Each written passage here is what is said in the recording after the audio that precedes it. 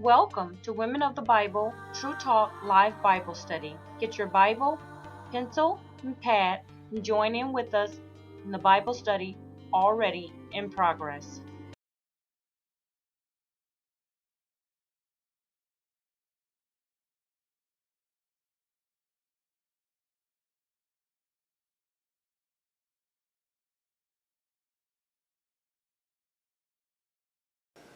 Chapter 7. And the Lord said unto Noah, Come thou and all thy house into the ark, for thee have I seen righteous before me in this generation. For thee, Noah he saw righteous, and because of that, Mrs. Noah was safe.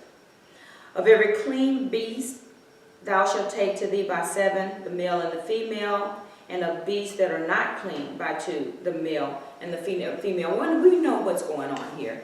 This is for food, and this is also for sacrificing.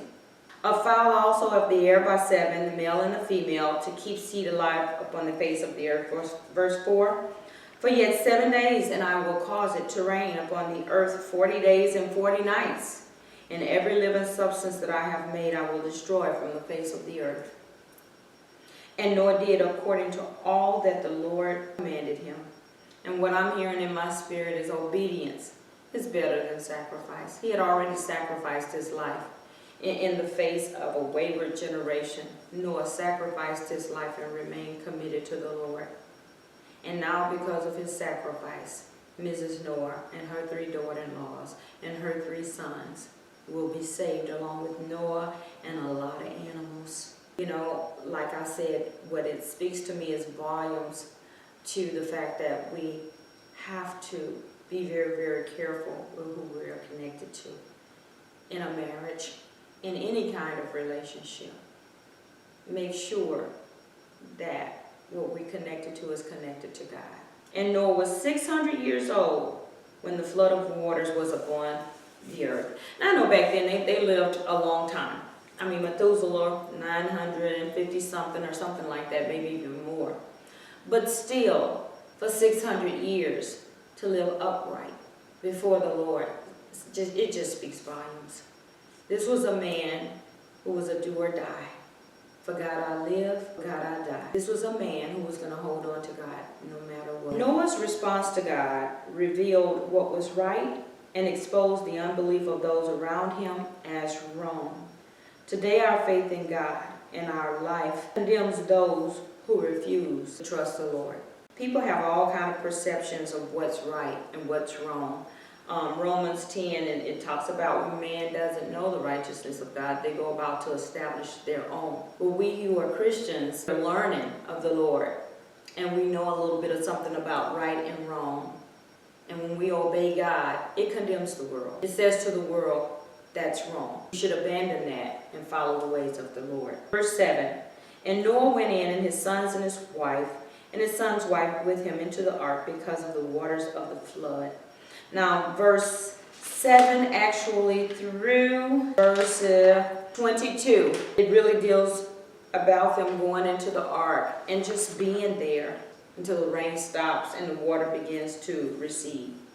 Verse 23, and every living substance was destroyed, which was upon the face of the ground, both man and cattle, and the creeping thing, and the fowls of heaven, and they were destroyed from the earth, and Noah only remained alive, and they that were with him in the ark. It blew my mind. Noah was the reason why some animals even survived. Now you say, you know, you look at these animals and you say, okay, because of Noah their lives were saved, but it was saved because of Noah in the ark. And what's going to happen after the ark? God is starting things all over again. All the necessities of life that God created from the very beginning was still a necessity for mankind. So we see God making provisions when he brings these animals into the ark to assure that Adam would have what he needed once the flood was over and this thing started fresh and anew.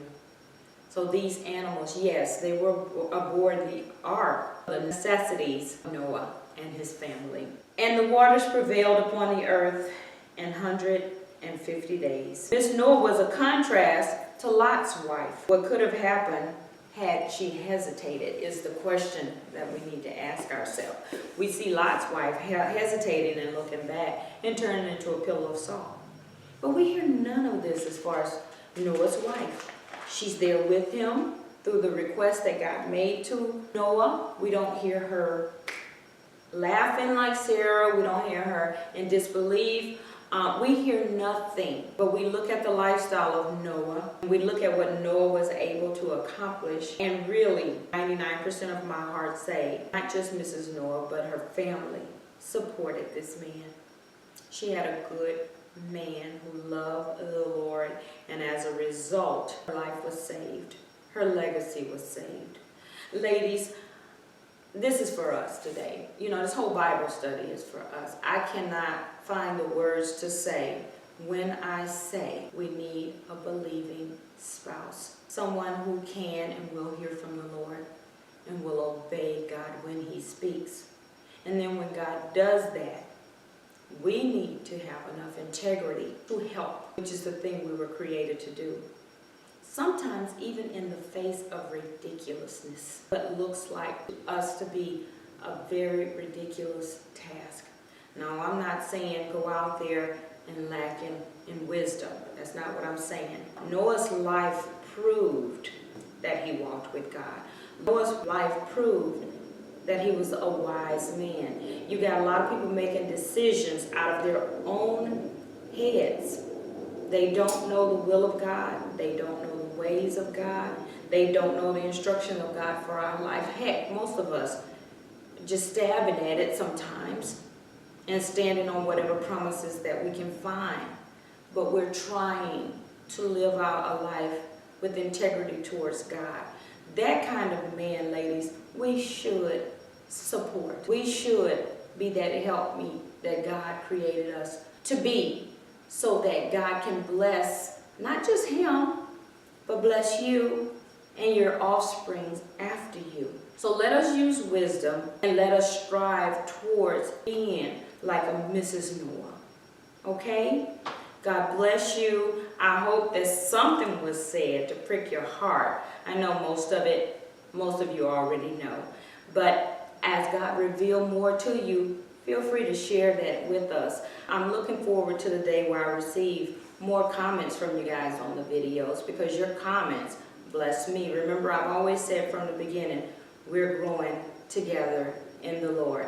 Until next time, you guys be blessed. This concludes this week's Bible study. I pray that something was shared to motivate you to become the woman of God that He created you to be.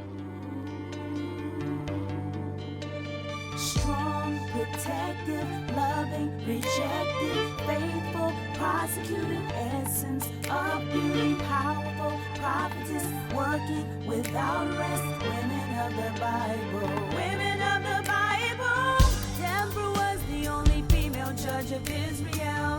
She prophesied with Barak of a woman named Jael. The Lord has spoke to you, so here I'll say again. Travel to Kadesh, your sword will meet all of Sisera's men. Barak said, Deborah, I won't go unless you go too. She said, I'll go and know this journey has no honor for you. The Lord would sell Sisera into a woman's hand. Jael fulfilled Deborah's prediction.